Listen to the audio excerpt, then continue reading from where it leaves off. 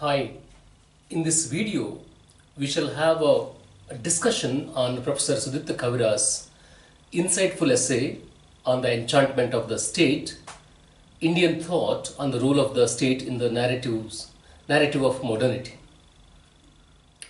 This discussion is recorded primarily to help the students at Azim Premji University, where currently I am working. But I am keeping this video in the public domain so that the general public, particularly students across, shall find it useful. Kaviraj, he begins his essay with stating two of his objectives. First, to present the history of the idea of the state in India, and secondly, to explain why, despite the global dominance of ideas of liberalization and a reduction of the state's interference in social and economic life, the enchantment of the state is still undiminished in India. The essay is primarily divided into three parts. In the first part of the essay, by taking two separate examples of pre-modern conceptions of the state, that is, an image of the state from Hindu antiquity and the Islamic perception of state, Kaviraj shows us that the Hinduism and Islam, despite preaching or observing antithetical principles, how they obeyed similar rules relating to the idea of political power. The second part looks at the introduction of the modern idea of the state by the British rule in India. It also examines how the Indians responded to that new idea, especially how the Indians conceive the state as central to the social organization of modernity. And part 3, Kaviraj examines a century-long power struggle between two broad strands for imaginative dominance of state. The first strand, or school, by producing a serious critique of the European version of the modern state, warned against its unmodified installation in India on the ground that such installation would hamper or obstruct a realization of good life. The second school, whose thinking has eventually triumphed, advocated a comprehensive reliance on the modern state for the remaking of Indian society according to just and democratic principles. By imagining the state in India precisely on the European model, they advocated a particular form of good life which modernity rendered possible. Now, Quentin Skinner is a scholar of the history of political thought from United Kingdom. He suggests that context needs to be taken into consideration when we study either an individual theoretician or the state. Drawing from Skinner, Kaviraj applies this contextualist reading in his analysis of the state. He justifies this method of reading by arguing that, I quote, the boundaries and content of the ideas of the state are likely to vary between intellectuals and common people, and also between literate and illiterate actors in the political world, between elites and underprivileged populations. All these can be gathered together into something like a political imaginary or a state imaginary. In his study of the movement of the idea of the state, Kaviraj, apart from thinking in the form of political theory, he includes many unorthodox forms such as conceptions that animate ordinary actions in the political world, the idea carried in the minds of ordinary politicians, voters, bureaucrats, dissenters, incoherent expectations of the ordinary people, etc. But the question is, why has include a wide range of ideas and positions? Aren't they unusual forms of political theory? Kaviraj knows that the forms that are included in his study are not the usual forms of political theory, yet he thinks that those forms cannot be neglected by political theory because in his understanding, those forms are powerful enough to animate the ordinary actions in the political world. Therefore, he felt that the task of political theory is to make sense of these ideas and give them more consistent and definite shape so that they become thinkable in a theoretical fashion. Now, one of the central aspects of the essays is that of the idea of modernity. Now, what is the idea of modernity? I'm sure many of you are familiar with the idea of modernity, but to foreground our discussion on Kaviraj's essay, it may be useful to make a brief note on the idea of modernity. Modernity, an important theme in the discussions of the humanities and social sciences, is both a historical period, the modern era, as well as the bringing together or ensemble of particular cultural norms, attitudes and practices that arose in the wake of the Renaissance, in the age of reason of 17th century thought and the 18th century Enlightenment in Europe. While it includes a wide range of interrelated historical processes and cultural phenomena, for instance from fashion to modern warfare, it can also refer to the subjective or existential experience of the conditions they produce and their ongoing impact on human culture, institutions, and politics. Modernity is primarily a historical category which is marked by numerous developments such as questioning or rejection of tradition, the prioritization of individualism, freedom, and formal equality.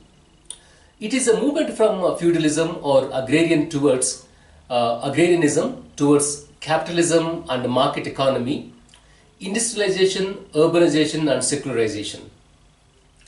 From that perspective, modernity is a faith in inevitable social, scientific, and technological progress, rationalization, professionalization. In short, it is a faith upon human perfectibility. The modernity is also about the development of the nation state and its constituent institutions. For example, representative democracy, public education, modern bureaucracy, and forms of surveillance. Since modernity talks about the developments that have taken place in the European continent at certain particular historical time and contexts, some writers, majorly from Asian and African contexts and backgrounds, have suggested that there is more than one possible modernity. I think if you keep this in your mind, it will be useful to understand the essay in a better way. Now let's look at the part first of the essay. In the first section of the essay, under the subtitle Subsidiarity, Kaviraj examines both the Hindu as well as Islamic philosophical reflections on the nature of royal power prior to the dawn of the modern era in India. Kaviraj begins his examination by looking at the very idea of state. He notes that the state is a distinct organization of power such that it identifies a group of people and an institutional structure that lays down the rules which members of a society must follow. This description of the state is much wider than the conventional definition of the state that we usually draw from Max Weber. For our clarity, Max Weber was a German sociologist, and in his lecture, Politics as a Vocation, defines the state as a human community that claims the monopoly of the legitimate use of physical force within a given territory. Two most important features that we associate with the state from Max Weber's definition are anonymity or impersonality of the power of the state, and monopoly on the use of violence. Excuse me. Kaviraj, in his definition of state, omits these two crucial Weberian features. He justifies his overlooking of those two features on the ground that the Weberian definition of the state emerged in a context or in a certain historical context in particular location. That is to say, Max Weber's definition pertains to the state that came to establish modern Europe. This means the state-like authority that existed, for instance, the feudal order in Europe, does not fit into the Weberian definition. In a way, as the Weberian definition is of a modern European conception of the state, it will certainly not helpful in defining the character of state in other localities. That being said, it's important to remember that when we are talking about state in pre-modern India and modern India, we are not talking about two historically different versions of the same object. In fact, we are talking about two very different types of organization or political authority.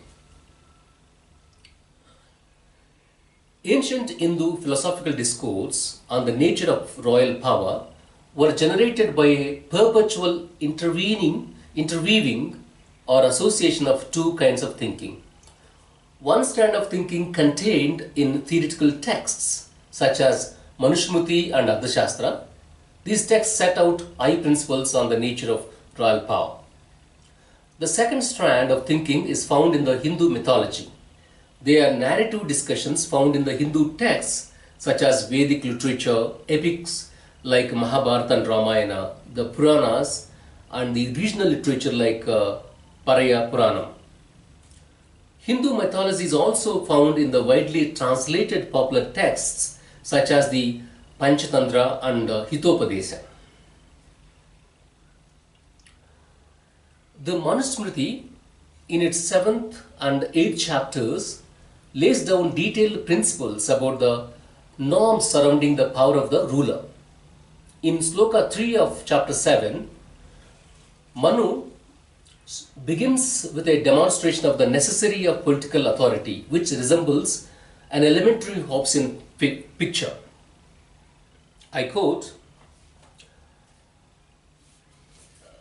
"Since in a condition of anarchy, ordinary human beings are terrified by the powerful. For the preservation, security of all people, the Creator has created kingship." End of the quote. In a state of disorder, due to lack of controlling system or absence of a recognized authority, what followed was destruction, devastation, and disaster. The ordinary and the weak are terrified by the havoc created by the powerful people. In such a state of chaos and bedlam, the Creator or God created kingship mainly for the preservation and security of all people. Two aspects should be clearly recognized here. First, the God has created the kingship, which means the person, whoever holds the royal authority, is the agent or representative of God. Therefore, the king is different from other human beings and should be treated like a God. Second, the chief responsibility of the king is to preserve the social order and provide security to the people. Of course, creating the kingship and charging him to preserve the social order and providing security to people is not the entire story in Manu's theory of kingship. In fact, as Kaviraj says, the central move in Manu's theory of kingship is the danda, an abstract conception of order. I quote here from 14th sloka in chapter 7 of Manusmriti.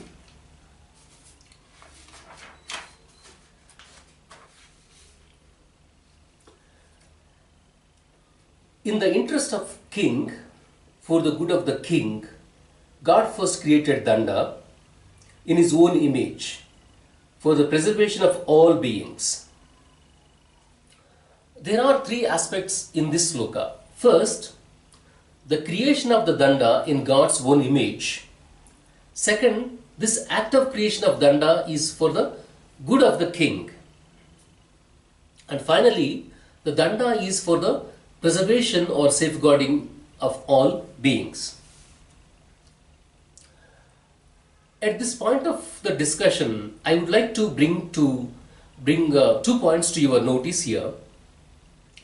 First, I want you to understand the essence of the idea of creating the danda, the social order in God's own image. In Christianity too, we come across this idea of creation in God's own image. Verses 26 and 27 in chapter 1 from the book of Genesis reads as, I quote,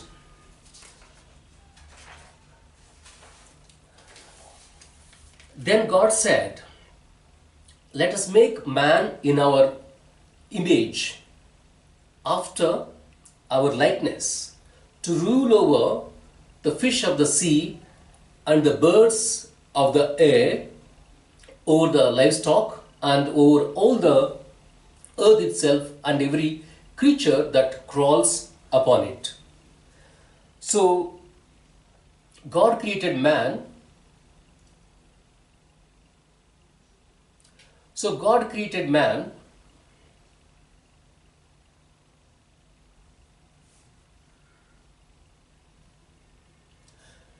In his own image. In the image of God, he created him. Male and female, he created them. End of the quote. From these verses, what is clear is that the God has created the human beings in his own image. I have to say human beings because it is not just man alone that God has created in his own image. It is both man and woman that God has created in his own image. But that aside, what is important for us is that God has created the human beings in his own image.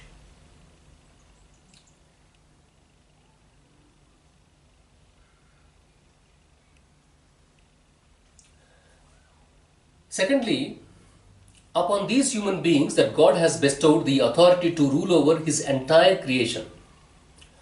Those who are familiar with the Bible shall know that God took 6 days to create the entire universe. During the first 5 days, while he created everything, like light, days and nights, stars and sky, sun and moon, seas and earth, trees, animals, insects and birds and so on. And on the 6th day, he created human beings. Although human beings were created at the end, they were given the royal authority to rule. Now, whether the God has created the human beings in the first or last is immaterial here. What is important here is that human beings are at the center of the creation in Christianity. 2 points to take home from this brief discussion of these Bible verses are creation of the human beings in God's own image and ruling authority in the hands of the human beings. In contrast to this, the Manusmriti, in this, what God creates in his own image is not human beings, but the danda, an abstract conception of order. What's interesting is that the danda or the order is not simply about the social order. As the words say, it is about the God, the supreme being. This means the social order is nothing but the God himself. God is the danda and danda is the God. Therefore, a strict adherence to the social order is nothing but strictly following the God himself. It is a way of worshipping the God.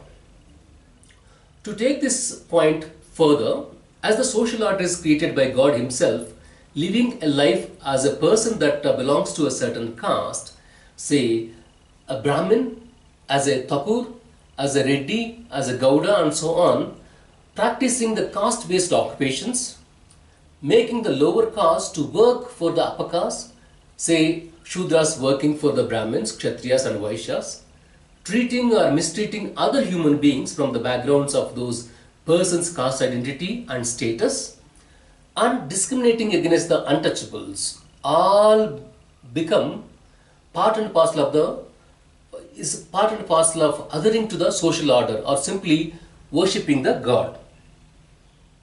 Now, to get back to Kaviraj, by creating danda or the social order or simply the law, Kaviraj argues that Manu managed to distinguish between the law, danda, and a fallible human agent, the king. By doing so, Manu succeeded in constructing a theoretical structure in which the king does not enjoy an absolute power over the lives of his subjects. Of course, we should recognize here that in one sense the king enjoys an absolute power over his subjects, as there is no other human authority which can contest it. But as Kaviraj says, the king does not really enjoy absolute power in a more fundamental sense, as there exists a moral framework or danda to which the king is subordinate. This means the king may be the sovereign or the head of the state, but he does not have the sovereignty, for the locus of sovereignty is clearly in the danda. Sloka 17 from chapter 7 of Manusmriti made this point rather clear. I quote, "In essence, it is the law, danda, that is the king, the person with authority, the person who keeps the order of the realm and provides leadership to it."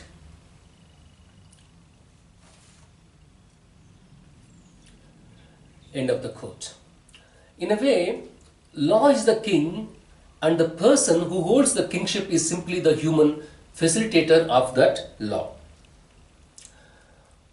One might ask, why the heck God has to create royal authority and place it under the control of the social order? He could have simply placed both the royal authority and the danda either in the hands of one person or a group of persons. Well, I cannot answer that question because I am not the God who has created this division. But I can say that such a division is an excellent deed, as it would make the king to be on his toes all the time. Now let's assume that whoever holds the royal authority shall rule his subjects in accordance with the law or the danda. But all human beings are not the same. Therefore, it might happen that some kings might want to rule his subjects not in accordance with the danda, but in accordance with his whims and fancies. Or some king might be frustrated that despite being the supreme authority, he is unable to rule his people in accordance with his own conscience. Therefore, at some point of time, some kings might want to suppress the danda or try to claim upper hand over the danda. Now, what would happen in such a context where a king goes against the rules of that abstract and superpersonal order called danda? First of all, a king must know that the danda is truly the source of immense power, and he should also know that it is impossible to control such a massive and gigantic power by a mortal like him. Therefore, a king is expected to restrain himself from going against the law. In fact, he will not be in a position to use that law unless he learned to govern himself. But the clever Manu knew that all kings may not render habitual obedience to the law. It might happen that some kings might want to control that superpower. As Manu predicted such a possibility, he also came up with a prescription as to what should be done to those kings who transgress the law or disobey the danda. The prescription was simple and straightforward, that whoever goes against the law shall be destroyed by the law itself. Having discussed the consequences for a king if he tries to act against the will of the law, Kaviraj moves on to discuss two more aspects pertaining to the Manu's theory of kingship. The first feature is that of restrictions imposed upon the royal authority by subjecting it to a transcendent divine order. And the second feature about divesting or depriving the state of all legislative authority over society. Let's take up the first aspect. From the above discussion, specifically from the 14th and 17th sloka in chapter 7 of Manusmriti, we all understood that God has created Danda or social order in his own image and placed it above the kingship. This means the social order is the supreme and the actual king is subordinate to that order. We also know that king, just like you and I, is a human being. Therefore, the question to ask is, who is this Danda? Or what is this Danda about? Although the Danda is being created in God's own image, we do not get to see that image simply because it is not in any physical form. It is encoded in the code of conduct, pursuance of great goods of human life, and interrelation among the upper castes. Let's look at these aspects more deeply. Excuse me.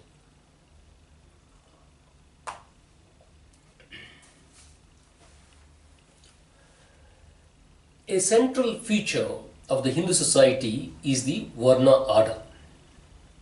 Although Kaviraj uses the word antiquity while talking about the Varna order, the Varna order and the relating caste order does not found in ancient regimes alone. It is very much alive and kicking in our own times too, and I have no doubt that it will continue to be practiced in the future too.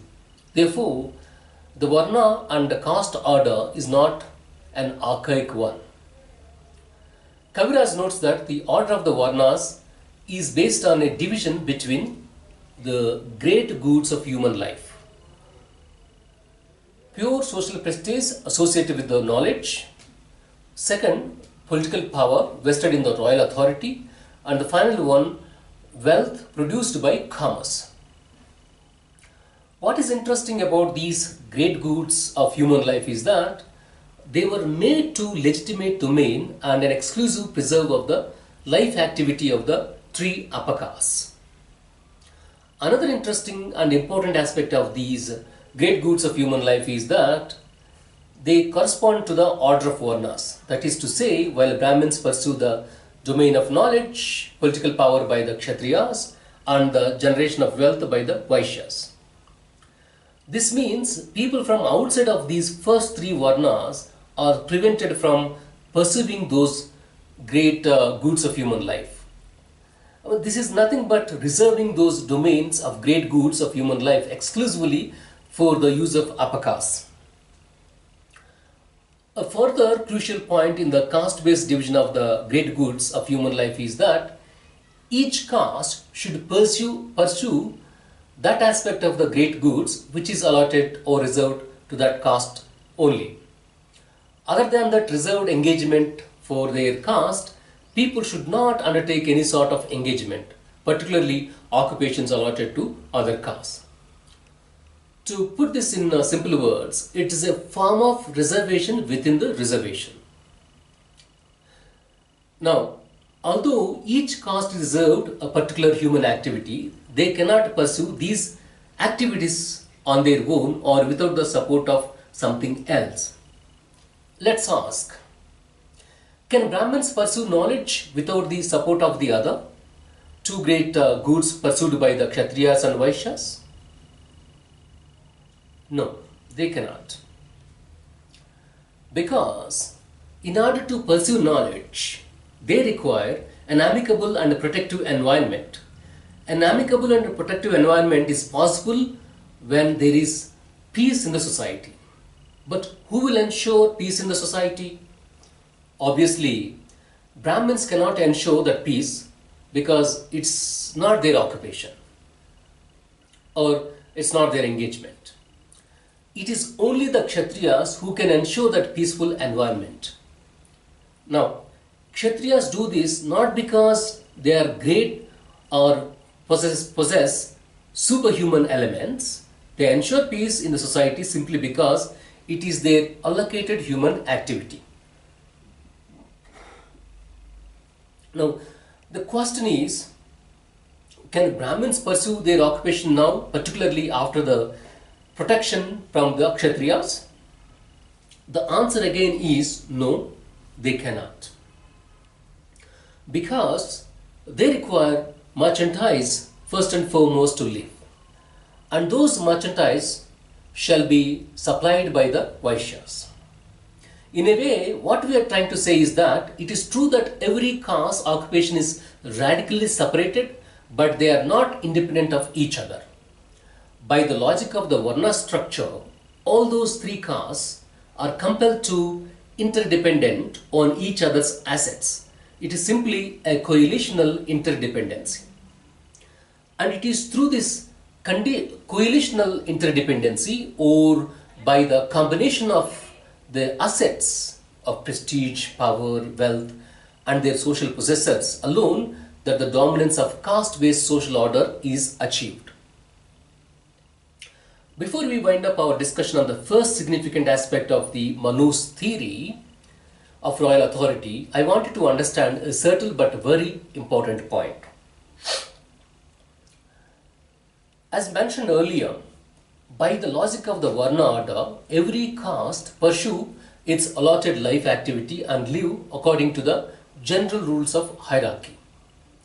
The social dominance of the Varna order is possible only when all the three upper castes come together with their respective social assets. This means every life activity of every Varna is important, and despite placing one above the other in the social hierarchy, isn't it? All the three Varnas enjoy equal status. But then, who will decide what is good and what is bad in the society? And who will certify whether a particular caste is pursuing its given life activity in accordance with or against the principle of social order? It is the Brahmins, the epitome of knowledge, and who are regarded as the human representatives of the overarching transcendental order, that get to decide and distinguish between good and bad and certify the people's life activities. As such, the Brahmins retain the ritual superiority over the other two upper castes, the Kshatriyas and Vaishyas. To elaborate this point further, it was said that for a proper functioning of any society, a well thought out principles are essential. But these principles need constant reinterpretation in the face of historical change and complexity of circumstances. Since Brahmins are considered to be the repositories or sources of essential form of social knowledge, they get to reinterpret the danda or laws pertaining to social order. Now let's discuss the second feature of the Brahminical or Manu's theory of rulership, which is the relationship between the political power, political ruler, and the social practices of the caste order. Earlier we have discussed that the creator, who has created both the danda and kingship, placed the danda above the kingship. This means while the danda is supreme law of the land and king of the king is mere an executioner or administrator of the law. We also noted that as custodians of the social order, the Brahmins shall be reinterpreting the abstract principles of the social order in the face of historical change. What follows from these 2 points is that as the danda or the law is created by the god in his own image, it is both infallible and immutable. Therefore, the king, who is placed below the danda in the order of the things, cannot make any fundamental rules of social conduct. Secondly, as the repositories of essential form of social knowledge and as the human representatives of transcendental order, Brahmins are responsible for reinterpretation of the law, if such reinterpretation is required on account of changes that take place from time to time. From this point of view, also a king is not entitled either to make any new law or reinterpret the existing laws. What is clear from this is that the rules of the caste order as a system of social relations are thus impervious to the constant fluctuations of royal power. Now, if you could recall, at the beginning of this discussion, I have mentioned that the ancient Hindu philosophy has produced two styles of reflection on the nature of royal power. While one strand of this reflective discussion contained in the theoretical texts such as the Manusmriti and the Shastra, the second strand contained in the Hindu narrative traditions such as that of the Hindu epics, Ramayana and Mahabharata. These narrative discussions majorly draw our attention to the volatile existence of rulership and thereby to the exorbitant mortality of political power. The narrative discussion also emphasizes upon the extraordinary gifts, especially the moral skills required of individuals who occupy the royal authority. The emphasis upon the moral skills of kings, in my opinion, is a way of telling the king to learn to restrain from going against the law or the danda and a strict adherence to those abstract principles of the social order. Interestingly, the practical implication of these ideas are very much visible throughout, starting from ancient times to the medieval period in India. Nothing really changed at the level of social relations. People's lives had been shaped and directed by the abstract principles of the danda. To be sure, as the royal authority or political power passed from dynasties or kingdoms or individual rulers to rulers, changes did occur. But those changes, as Kaviraj noted, constitutes a stratum of events that occur at a very insignificant surface of deep social life, affecting the lives of a very small number of individuals who are born by their caste fate to endure the impermanence and aggravations of life of political power.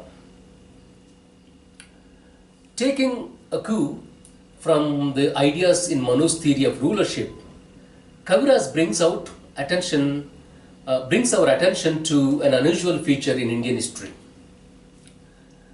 And that feature is that the general absence of political rebellions against political rulers similar to the slave or peasant rebellions of ancient or medieval Europe. Those who are familiar with the Indian history are aware that the major disturbances or upheavals of Indian social history were directed against the supposedly divine social order and its primarily intellectual custodians and mediators, the Brahminical intelligentsia. The emergence of Buddhism and Jainism during the ancient times can be understood from this point of view. At this point of our discussion, we may be profitably benefited by looking at Manu's theory of kingship with that of Thomas Hobbes' theory of sovereignty comparatively. First, the contextual reasons or rationality for the emergence of the royal autonomy in the case of Manu and sovereign in the case of Hobbes is more or less the same. Prevalence of lawlessness and a lack of security for persons and property. Second, while in the case of Manu, it was the hand of God that came to the rescue of the people first by creating the danda and later by creating kingship. But in the case of Hobbes, it was not the God but people themselves. It was their realization that war is bad and peace is good, and it was that rationality that came to their rescue.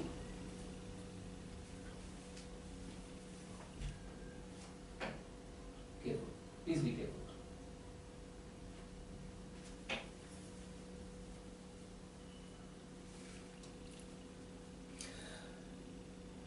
Sorry, I had to go. In other words, the state of nature was a miserable state of war in which no individual was able to realize his or her ends. In such a context, it was the human nature that provided resources to escape the miserable state of nature. As rational beings, every person could see that a war of all against all is inimical, and so sought peace with willing others by laying down part of their right to do all things, by mutually agreeing to submit to a common authority, which in the final turn of events led to the establishment of sovereign power.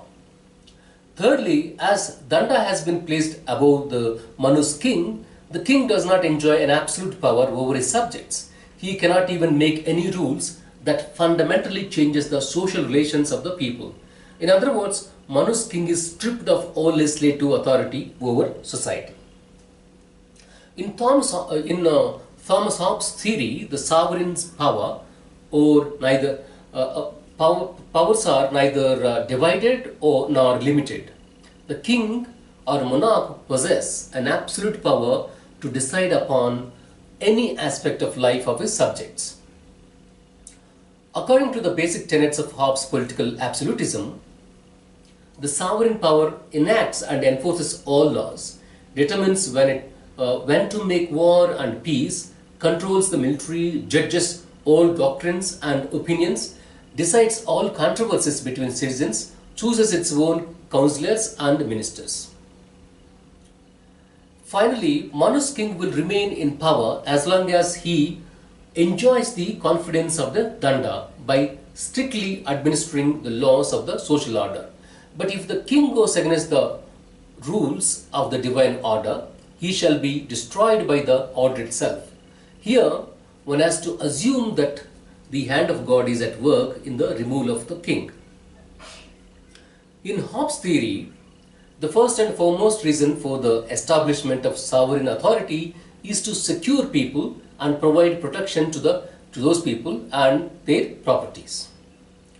The king shall remain in that position as long as he fulfills those responsibilities, and he shall be summarily removed by the people themselves if he fails in his responsibility. I would like to wind up Kaviraj's discussion on the ancient Hindu philosophical reflections of the royal authority with two observations. First, in verses 11 and 12, book 10 of Rigveda, we come across the creation of human beings.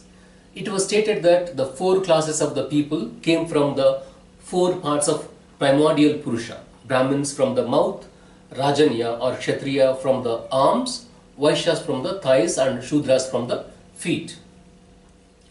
According to the 13th verse from chapter 4 of Bhagavad Gita, the fourfold division of the caste system was created by the God himself. Chatur Varnayam Maya Srastam. Now, both from the Rigveda and Gita, we are clear that the fourfold division of the social order of the Hindus was created by the God. This means the creation of division has taken place at the beginning itself. As such, all those people that were placed in those divisions must be pursuing their life activity without questioning or quarreling. Hence, the life must be placid or peaceful throughout. But from the Manu's theory of royalship, the god had to create the Danda and the kingship due to the existence of state of anarchy where powerful people were creating havoc. It was to provide peace, security and protect the innocent from the powerful people that the creator has plunged into action to create Danda and the kingship. Now, I shall leave this to your great intelligence and logical thinking as to what to make of this. My second observation is that in his discussion of Varna system, Kaviraj notes that it was based on a division between the great goods of human life, of prestige, of social knowledge, of knowledge, power and wealth. But the Varna or caste system is simply not just about the division of goods, as Dr. B.R. Ambedkar clearly argued in his Annihilation of Caste. it was a division of human beings as well. But we do not come across anything about this division of people in Kaviraj's discussion. I think that this is a great limitation on the part of Kaviraj. Now, let's discuss the second aspect in the first section, which is about the Islamic or more specifically Mughal view of royal authority. As religious systems, Islam and Hinduism, they contained opposing principles. They contained opposing principles in many respects. For example, in relation to idolatry and the nature of God.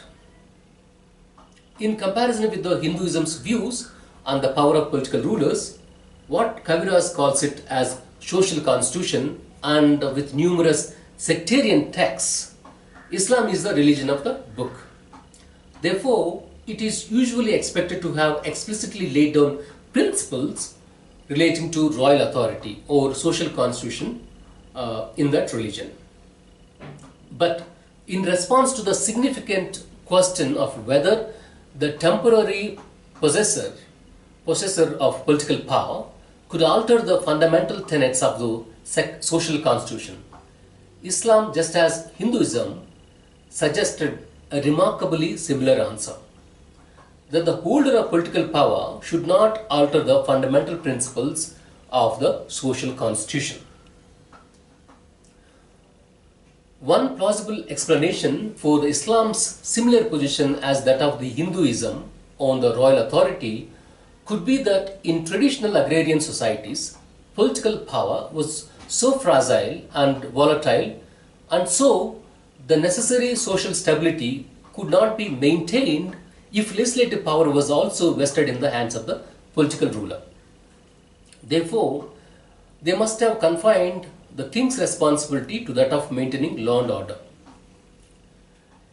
Explaining this aspect further, Kaviraj speculates that in order to impart stability to norms of social life and also save them from arbitrary rule, most religions in agrarian societies probably followed a similar logic of ascribing the powers of the legislative constitution of society to divine authority, with a crucial mediating role played by religious intellectuals. While Brahmins in Hinduism played the role of mediator, ulemas in Islam played that role.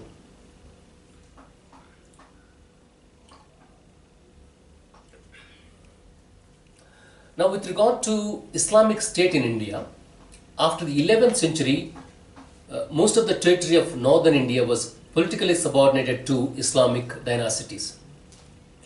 Starting from Ghaznavid's dynasty, which was founded by Shabuktijin in the 10th century and continued by his son Muhammad Ghazni, various Muslim rulers dynasties have ruled India until the arrival of the British. The Muslims have ruled India more than 600 years. During this long 6 centuries, various Islamic dynasties provided stable government in India. Yet, strangely, this stable Islamic rule made little effort at systematic conversion of the Hindus society, over which it exercised uncontested political domination or political dominion. So what was the reason? Why the Muslim rulers in India did not try to convert the Hindus into Islam? Kaviraj brings to our notice some insights from the recent historical scholarship, which provides some intellectual clarification for such extraordinary behavior on the part of Islamic empires in South Asia. Particularly the Mughals, the most powerful of the Islamic dynasties in South Asia, followed a theory of rule drawn from a tradition of Persianate Islam, which developed under entirely exceptional circumstances in the Khorasan region. The Khorasan region was part of Greater Persia during the medieval times. As it happened, a highly developed Islamic society in Khorasan had to submit to the conquest of non-Islamic rulers from time to time. The Islamic intellectuals in that society were afraid that constant changes in the political power, especially assumption of political power by the non-Islamic rulers and their worldviews, might affect the stable norms of the social principles and people's way of life. Drawing insight from their reading of Aristotle, Islamic intellectuals claimed that the responsibility of the ruler, irrespective of his own personal faith, was to provide the conditions that would allow his subjects to flourish. The task of the ruler was not just to ensure that his subjects were able to live, but to live in a way fit for human beings. On the basis of this interesting derivation from Aristotle, they were able to assert that the task of the non-Islamic ruler was to preserve the religious practices of his Islamic subjects. Kaviraj informs us that the Mughals, by a generous application of this principle to their own non-Muslim subjects, they extended a rule of tolerance to the surrounding Hindu society. From our angle, what is significant is that Islamic political rulers implicitly accepted limitations on political authority in relation to the social constitution, which were parallel to those of Hindu rulers. In terms of the historical long term, although the entry of Islam into Indian society triggered highly significant changes in many other fields of social life, it did not cause any changes in the structure of the political order in India. Precisely because of this reason, as Kaviraj pointed out, that neither the Hindu nor the Islamic state employed a conception of what domination entailed that was strictly similar to modern European notions of sovereignty. In terms of their external relations with other kingdoms or empires, the states, both under the Hindu kings as well as Muslim rulers, were certainly sovereign over their territories. But one cannot simply assume the same in their internal relations with their subjects, for their power was subsidiary to social power. This is the end of section 1 of our discussion on Kaviraj's essay on the enchantment of the state. Thank you.